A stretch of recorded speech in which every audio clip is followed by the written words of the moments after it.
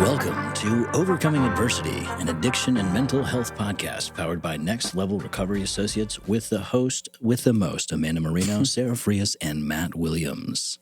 Now that was one heck of an intro. Yeah.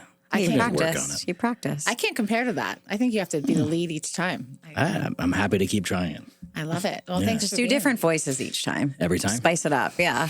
But Matt Spice has it. his radio voice. That's I like, do, yeah. I can get the radio thing going. You could definitely do voiceovers and That'd radio. be fun. That would be so fun. I would love that. He has I the would voice for absolutely it. love that. How you guys doing? I'm doing great. How are you? Good. I love the topic you picked for today, Sarah. Yeah. Thank you. I'm actually looking at it right now. Oh, I was wondering what you were looking We're going at. to do failure. Yeah. All right, cool.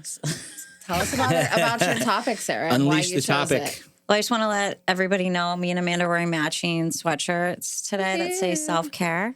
Yeah. So I just want to remind everybody to make for- sure to, Our blind audience. for our blind audience. Got it. Yeah. Got it. Yeah. Self-care. Love that. Self-care. Yeah. Just a reminder. So today we're going to talk about failure to launch.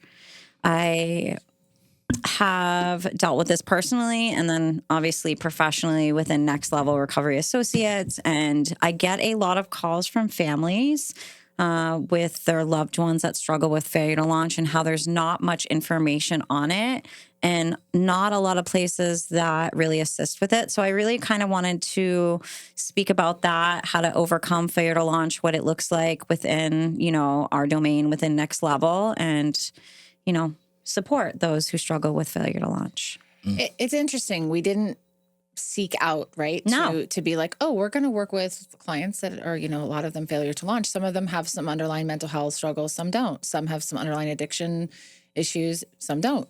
It's just a common theme of the young adult population now. And we have had so many. And Matt, you're so good with them because it's quite opposite of you. Oh, he's taking a deep breath. It's like, it definitely challenges all that you are, but you're really good with getting them going. And like the progress is different, right? We've all learned to see the little wins, but it's not something, again, that we were like, hey, we're going to go work with these clients. It's just they've all fallen on our lap. Yeah.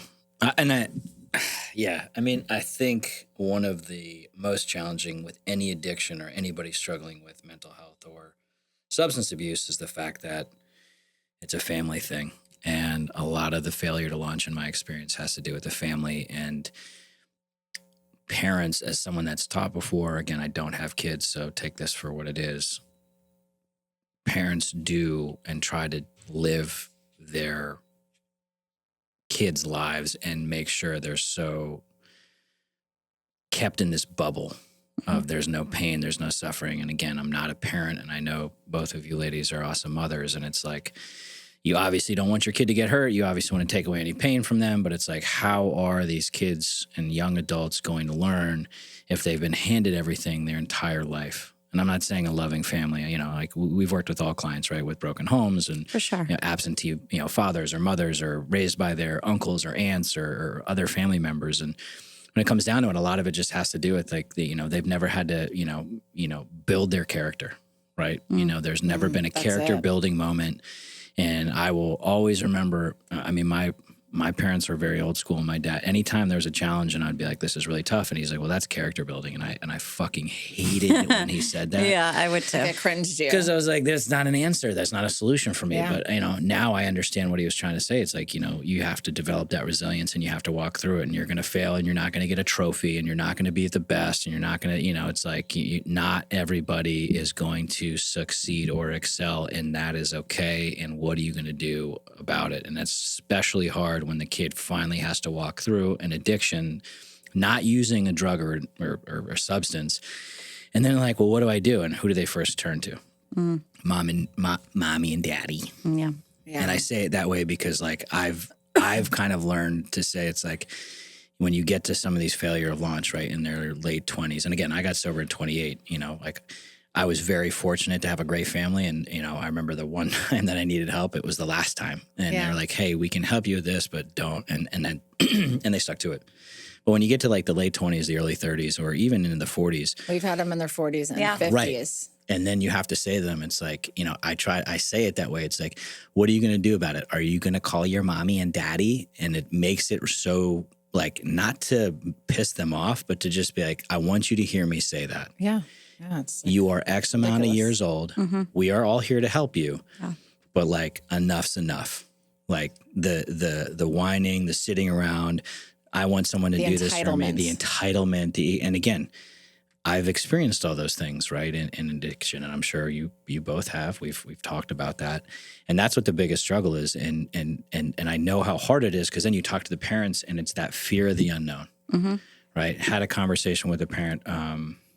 Having with a family friend, and they're just so scared because they have no idea of this realm of like this part of the world of like sobriety and what happens and the unknowns, and they can't do anything about it. And I just said, like, you have no control here, and like no amount of money, no amount of power or influence is going to change the fact that your kid is either going to get sober and not or die trying. Yeah. Right. You know? It's definitely the two part, right? When we get in and dig in and we get to know the family and we see that, they're just paying for everything and letting them drive expensive cars, but then don't understand why they won't get a job and they won't be self-supporting. Why? When they've never needed to. And you continue to. So you tell them on one hand, but you show them with the actions very different. It's very confusing and contradicting. And the entitlement runs so deep that these individuals, is their reality. I mean, we had an older, a client in the 40s, 50s in another state. And, he's still demanding things from his 80-something-year-old parents for them to take care of him for the rest of his life. And But wouldn't talk to them. But also refuse to talk to them. Yeah. So, I mean, some of the things that we see are absolutely baffling, but we get these individuals, like I said, some of them have the addiction, some of them have mental health struggles, some don't. Yeah. And it starts with the family and how they're raised. And I think there's also something with this generation right now, there's texting back is like a challenge. Like it's not hard to text back. I think making appointments, meeting people in person, like they're terrified of things like this. It's I think a lot's changed. And I know, like, just from my experience as a teacher and like the helicopter I was just going to parents, say helicopter parents. there's like a new term for it now. And it's just rough. And even talking to teachers now or educators, higher education and whatnot, you can't teach and you can't talk to kids a certain way because God forbid you hurt their feelings or you come across as challenging them because they've never been challenged or they've always, had that. So I think when you get to that failure to launch, which is, the topic today, it's like, what do our services provide, right? What do we do? How do we work with that? And every case is different. Like we say, with any topic that comes up, every case is different. Working with one kid, building rapport to where I can say, lovingly, what the fuck are you doing? Yeah. What's your plan here? You can't do that to everybody. Others, you have to, again, I want to say it, a little bit more gentle nudging and kind of, you take a couple steps forward, you take a step back, or you take a couple steps back and a baby step forward. And everyone's different in it. And it is very challenging for me. As again, I had my struggles, but I always was taught that work ethic and work hard and do the best you can. And, tore that all down with my addiction. But, it's really challenging to work with someone that is literally the antithesis of you. But you do amazing with it. I appreciate that. And I think it's kind of become teaching. Your thing. Yeah. It's become your ironically. Super. Yeah. Ironically. Avoidant and failure to launch. Right. Come to Matt Williams. Right. But I think it definitely lends itself a lot for me to learn a lot and to practice patience, love, and tolerance and acceptance of people while also challenging them and coming from a place of like, hey, I really care about you. And if no one's telling you this before, like, let's get this shit right. Like, let's actually put this into play and actually do the work and actually follow through with something and, not, count on it. Everybody loves to be taken care of. Of course. Who doesn't? Yeah. You do. I like in some ways, but Right. I also have to have since I was 14 years old, I've worked. I have to have my own independence financially and emotionally and mentally. Right. But I like to be taken care of. I like Phil as my protector. Right. You're And a he, relationship But guy. that's like a normal. Yeah. 100%. Yeah. Yeah. Because it's I'm super independent, but I want someone to love me. Yeah, I want love. Everybody wants that. And it's how do you get to that point where the parents can love the family member or whatever and put in and it's tough. Like I've done this when I met you, working with people and helping them get into a treatment program and figure it out, and like they're not maybe being a family program and having to talk to the parents and be like, it's okay to say no. You know, like they don't need a phone when they're getting, like they don't need this. And that like, terrifies parents. 100%. That they some of the ones we work with, like that they can't fix it with money. Of course. Or fix it with something they can do. Power influence. Yeah, it kills, it's out of their hands. Kills them, and they want to be able to fix. And as parents, we're not going to be able to fix everything. Like I have an 18-year-old, and everyone was saying to me, "What is he going to do when he finishes high school?" And I just gave a different answer than many people, because I said, "Listen, I have him exploring and meeting with different people and trying different things, but like I don't think he needs to know what he's doing." Right. And I felt like everybody wanted that answer from me, like, "What's he going to do?" And I was very comfortable in saying I'm supporting him with having him making introductions to him and having him go out in the community and Figuring see out what his own he journey. wants to do. Yeah. Like, that's the best thing I can do as a mother, not tell him what he should be doing. Yeah. Like I personally, and I've heard this before, but I always believe that at some point in time, every person should work in customer service. Every person should either work at a restaurant or some form of where you have to deal with other people, where they're paying for a service, and you have to sit there, smile, and you have to learn how to work with them, whether it's a week, 3 weeks, a month, where you have to interact with other human beings and make sure their experience is the best possible thing it could be for what they're paying for. Absolutely. Everything we do as far as concierge wise comes from my years at the Breakers. I worked at the Breakers for 4 years. Yeah. That like I use those skill sets into how we communicate with people and what we do as far as 5-star, 5 diamond. Like that was ingrained in me. So I can't go to a hotel or restaurant without like always being disappointed after the Breakers. Of course. Yeah, it's the Breakers. But yeah, no, Merrick, my son, has worked at the same job since he was 16, one of them, and he has a second job now at a country club. And then he's, going to... Which country club? It's someone in Wellington. Oh, nice. I don't remember the name of it, Wellington something. And then First time hearing about it. I like golf. That's fine. You love cool. golf, yeah. Be good for us to know. Nice to know. It's awesome. And then he's enrolled in EMT school now, and then he's signed up for an intervention training and going to do a coaching training. Yeah. So this is the things, so I just support him, and I didn't tell him, "Hey, I want you to learn my business," but we have interested in it. We have to lead them, but also know, like, certain things have gone on with my daughter and the divorce. Like the day I told her I was getting divorced, I brought her to my friend's house that was a therapist. Like, I can't be that. I know I can't do that. Yeah. I'm the one she's angry at.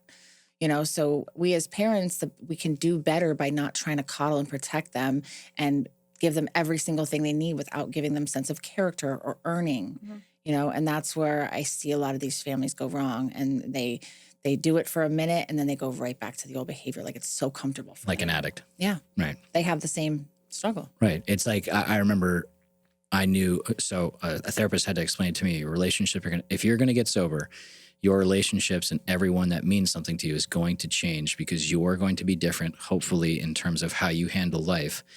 And then other people, they have the stories that you guys have built, right? Like I have 2 older brothers, and I wasn't the little brother that needed to be rescued anymore. Yeah. Which changed the dynamic. Was that hard for them? I think at the beginning it was, Yeah. and it wasn't like I wasn't grateful for them, but like, obvious conversations still happen, but it wasn't conversations like, "Hey, I need help," or this or that. It's like, "Hey, what's going on? I'm doing this and this. How are you doing? How are the kids?" And it wasn't like It was healthy. It was more or less healthy, and there was definitely, like, every family has their thing, but it's, you have to learn how to interact with them again. Like I had to learn how to. Now you guys inspire one another. That's what I see. Yeah. And you're on a very similar paths, but doing different things. Like when I met with your brother, he's just like, you guys are into the same kind of things, oddly at the same time from different outlets. It's just pretty cool to see. It's crazy. All Williams men married kick-ass alpha women, and my dad worked for IBM for an institution for 40-something years, and we all do our own thing, and we're all entrepreneurs. Love that. Which is weird. Yeah, that's because like my dad had a great gig and was always available and always showed up to events and always did all those things. But I just remember having, again, like, with that communication, why I think it's so important for families to get involved with the process and try to understand and work on themselves with their relationship with their loved one, because it just, I don't want to say speeds up, because that's not the correct term, but it allows for healing to occur and there to be change, some growth and lasting change, right? And that's such a win. And again, when we get those emails and we communicate, we're like, is this parent on planet Earth, Did they understand like how far this person has come And how bad it was. and not how that bad long it ago. was and like what they're asking for is like in a different galaxy, but is attainable. But Just it's in a takes, different galaxy. it's a slower, Yeah, not slower. now. Yeah. I think so. For failure to launch on my end personally, I think that's why I also gravitate to it. I find it really interesting is that, my parents, I don't know if I don't like to describe kind of parenting. I don't know if they were helicopter parents, but they definitely, I guess so. Yeah, you can call them that. It was all out of love, Hi, which Sandy. is, hi, Sandy. Hi, Ray. It was all out of love for sure. And I was their miracle baby. So any situation I was in, anything that I needed, they were always there. Right. But in saying that, there was a positive that I knew that I could always go to my parents for anything that I needed. But then it took away any responsibility transitioning into adulthood. How do I pay my bills? How do I not spend all my money so I can pay my bills that I need to pay? How do I get an apartment? I knew how to do laundry. I mean, I definitely didn't do it all the time. My mom did my laundry a lot, but and I had to grow through that. And now looking forward as someone who, I wouldn't say I had a severe case of failure to launch, but I definitely had some degree of it. The independence and strength I feel from being able to adult. Yeah. To pay my own bills, to not ask my mom and dad for money, to be an independent person, I think has like catapulted me to this like other dimension. And that's kind of where I really love working with those type of clients. I love working with the families for that because they need support. They need understanding that you can love your child or whoever, if it's not the parent, say it's, a significant other, whatever the case is, without, basically doing all fixing and having them learn how to be an adult. And they need the constant reassurance. That's why we keep that communication open of like when they do, at least they're asking us these questions in these other galaxies in an email rather than just going and doing it like they used to. So that's even a sense of progress. Yeah. Yeah. I don't have that experience as like you guys Well, that's do. probably why you are such an independent, you've always. I had to grow up quick, Yeah. right? I had a lot of stuff go on when I was ages 4 to 7. So I had to grow up extremely fast. And I feel like if I were to ever let go and just allow someone to fully take care of me, that I would lose a lot of, like, that makes me feel safe and makes me feel secure to be able to always take care of myself, like working at even when I was really messed up, I was always making money. Yeah. And always like working hard. I've always believed in working hard. And Work hard, play hard, the old adage. And I was also the first. So Not I too was. much I play was hard, Well, no, I'm saying back then it was work hard. play hard. You're not paying my bills. I'll do whatever the fuck I want. And my mom was a single mom when I was growing up, and then she was married with my sister. So my sister was very privileged with like all like Family stuff, designer clothes, and I was wearing consignment shop stuff, you know. So we had a very different, experience because I got the 70s hand me down. I got it. Yeah, I wanted something that was consignment shop, And it's definitely, I mean, I see it in so many people.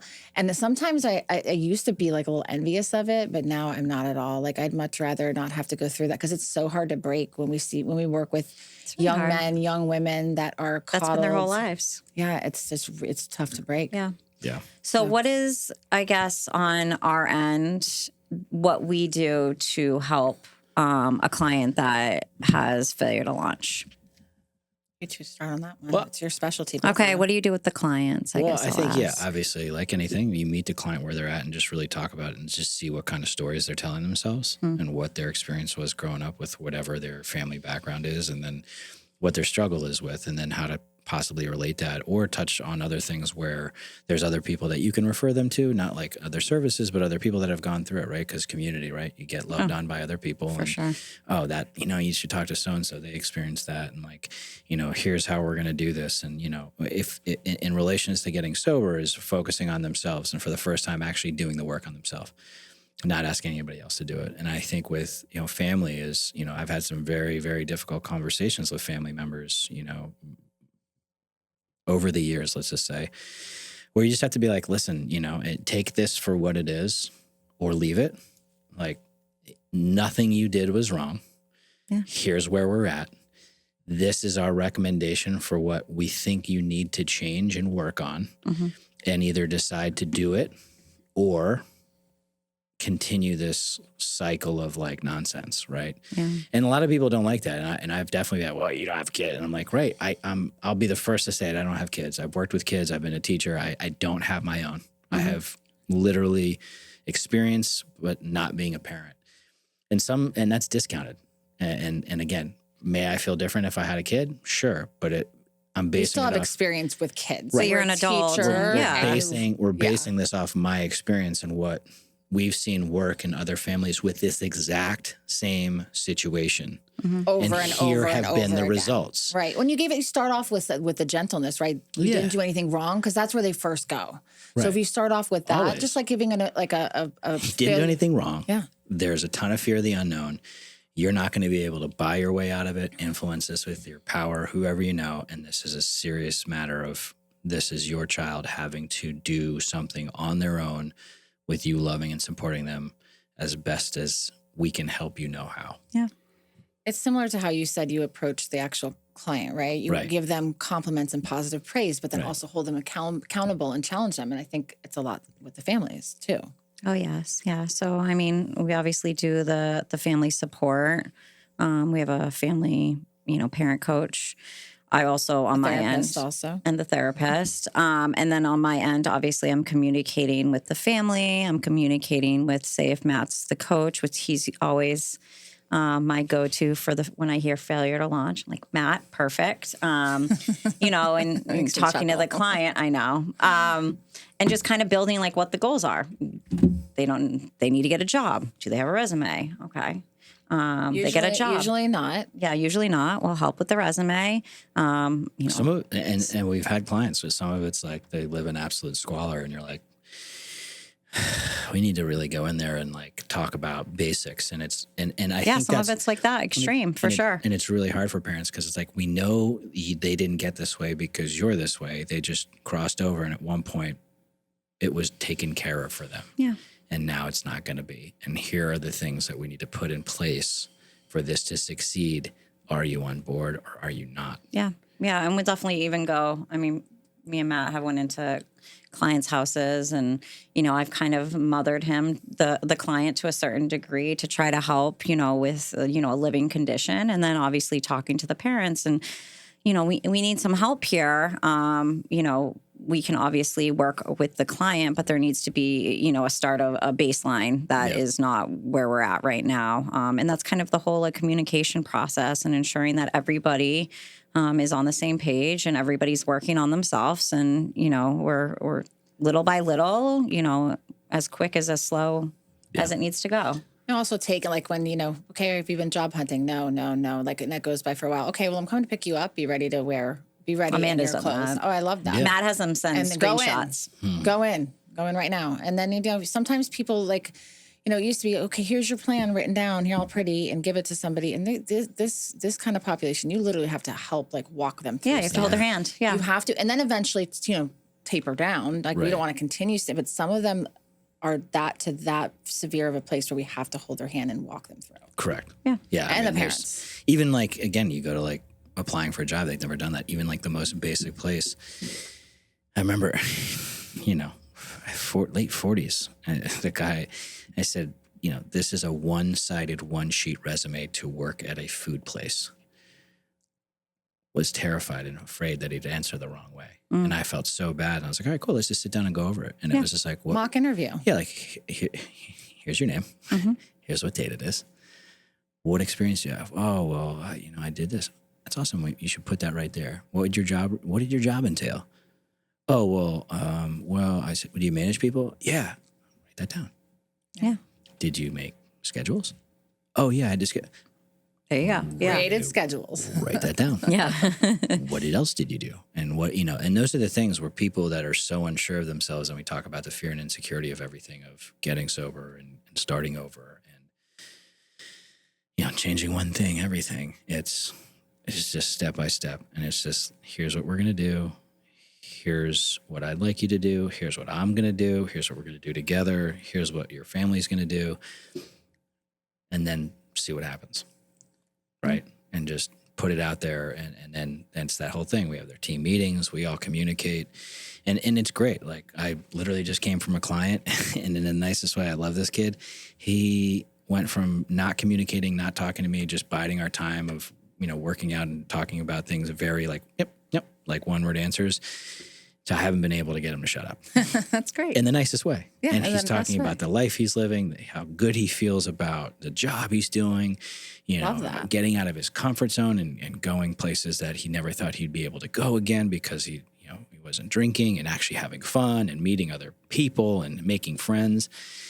And it's so cool. Like, we all know, it's like when that light flickers and you're like, So beautiful. there we go. Yeah. That's why we do it. How life is. Yeah. And you don't have to drink and drug, and look at the relationship change with your family, look at the relationship with yourself and with, how you're living and how you're operating, and fully owning the things and being like, wow, I did this. Yeah. Like, I'm not saying like I It as a feels- coach, I'm saying yeah, the client being client. like, wow, I did this, and saying, yeah, like, Mm-hmm. in case no one said this today, I'm really proud of you. Yeah.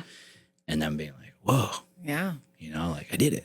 Yeah, and it can be with drugs and alcohol. It can be with the way they're raised. It can be with gaming. It can be, there's so many things that this failure to launch anything, population we yeah. see. I actually heard recently a former client of ours. We tried for many months and we made some progress, and we ended up stopping it. But now that person, 6 months later, separately on their own, reached back out to the therapist, and so we planted a seed. Maybe it didn't take in the manner we wanted to at that time, but it started, and he knew where to go, and he felt more ready. Like, there still was progress, but it wasn't to the level that we had hoped. Yeah. So even when I hear something like that, I'm like, awesome. He knew where to go. Yeah. He knew where to go. Someone that he was comfortable with. Yeah. Yeah. And you're not alone. If you're out there, if you have a child, a partner, a friend, whatever you have, somebody that's struggling and is failure to launch, failure to thrive, is stuck.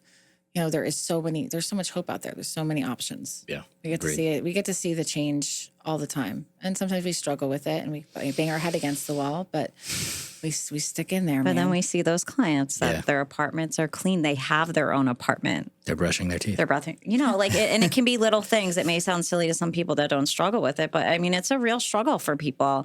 And to see those little wins, even like Matt said, like getting a haircut, brushing teeth, that's awesome, and it just, everybody's different, everybody's individualized, and, we're able to really, meet people where they're at, and whether it's fast or slow, which a lot of times it is slow, that's okay. Yep. We're just here to help, and be able to have them move into adulthood, and have a healthy dynamic where it's their parents and they can just talk about their days without having to, be that helicopter parent and enjoy their lives as well. It's exhausting to be like that, Yeah, it's nice I see it. They burn. They're just like balls of anxiety, and they're All the just time. drained. And like when like we talked about this before, but when you ask them, like, what do you do for yourself? Speaking of self-care, what do you do? And they just are like nothing. Yeah. They're so obsessed with what their person that's either not doing anything or doing too much of bad things. They're so consumed with that they can't even function. And I think they're so consumed with making the wrong choice. Yeah, Like I talked the with- fear of the unknown. You Right. said. So it's like talking to a dear family friend, and what if I make this choice and it's not the right one? I was like, well, if you're doing something where you're making a choice and you're not sure and it doesn't involve drugs and alcohol, the best part is if it's the wrong choice, we can assess it and make another one. Totally. And like, it's okay to fail. And I think that's a totally different topic for another day. Yes. I was going to say, I love that. Yeah. It's okay to fail. Because again, we're talking about failure to launch, but like talking about failure, talking about coming up into, facing adversity and developing resilience and developing character is a completely different topic associated with this one. Mm-hmm. But it's scary. The unknown is scary. The, changing family dynamics that have been rooted for 20, 30, 40 years, generations. And breaking that. And they talk a lot about that. It's like when you get sober, you might be breaking a 40, 50, 60-year run of people in your family that have struggled with alcohol and drugs or, and Unresolved trauma, whatever it untreated is. mental health. Yeah, so much out there. You ever seen that video on a side note online where they have the glasses? I hope if you haven't, then it's just going to be awkward. They have the glasses and they're talking about generational, X, Y, and Did you Z. just send it to me? Probably, Yeah, because I think it's it's on my really cool, inbox. and they just show like when you haven't worked on certain things, whether it's like behaviors, The person that trauma, overflows at it the just end. ends up like overflowing, because you're just constantly putting into the next person and the next person and the next generation, and it's really interesting to look at. So to be able to like break that, Yeah. and what that looks like for Yeah. people generations down from now, is huge. I look at Merrick and he's far different than I was at 18. So I'm like, all Oh right. my God, he's amazing. I'm doing something right. Yeah, I know you. Oh, you definitely are. And yeah. my daughter's emotional intelligence at 11 to share some of the things, like she shared something with me today, which broke my heart, but I was so proud of her that she felt safe coming to me. Yeah. That's just, I want to hold space for them and just like I want to be like what we try to help parents be like, Yeah. That's what I try to implement in my own life. My biggest goal is to like not, it used to be to not mess my kids up. That was like my biggest goal in life, but I'm going to mess them up somehow, but to not mess them up in ways that like are not like, casual. Salvageable. Yeah, normal kind of stuff, right? Like not like in ways that I felt like I was. I agree. Love it. All right. Well, we're kind of a little, somehow we got here early and we're late, Yeah. but We're all right, so we're going to kind of skip our ending, I think, and just wrap this one up because we got to keep going. Yeah. Let's do it. All right. Thank you guys for being here. You can follow me, Next Level Recovery Associates, Amanda Marino Recovery on TikTok and Instagram. And that's it. Have a most triumphant day. Thank you so much. Thank you.